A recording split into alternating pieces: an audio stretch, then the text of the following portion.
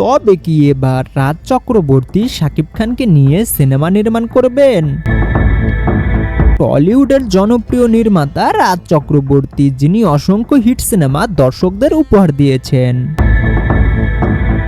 সম্প্রতি কিছু গণমাধ্যম থেকে শোনা যাচ্ছে রাজ চক্রবর্তী এবার শাকিব খানকে নিয়ে সিনেমা নির্মাণ করবেন। তো আসল ঘটনা কি সম্পূর্ণ বলবো গসিপসে, ভিডিওটা স্কিপ না করে সম্পূর্ণ ভিডিওটা দেখতে থাকুন।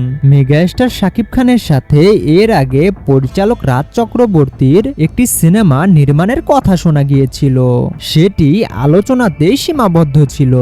তবে এবার শোনা যাচ্ছে শাকিব খানের সাথে নতুন একটি বিগ বাজেটের সিনেমা করার কথা চলছে, এবং সবচেয়ে ইন্টারেস্টিং বিষয় হলো এই সিনেমাতে শাকিব খানের বিপরীতে নায়িকা হিসেবে দেখা যাবে টলিউডের জনপ্রিয় অভিনেত্রী শুভশ্রী গাঙ্গুলীকে।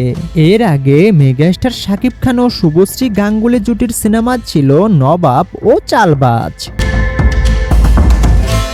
এ দুটি সিনেমা সুপার ডুপার হিট হয়েছিল। সেই ধারাবাহিকতায় রাজ চক্রবর্তী সিনেমা নির্মাণ করতে যাচ্ছেন। বর্তমানে মেগাস্টার শাকিব খান খুবই ব্যস্ত সময় পার করছেন তার আসন্ন সর্দার সিনেমা নিয়ে। এরপরে শাকিব খান যুক্ত হবেন প্রিন্স সিনেমাতে, তারপরে তুফান 2 সিনেমায়।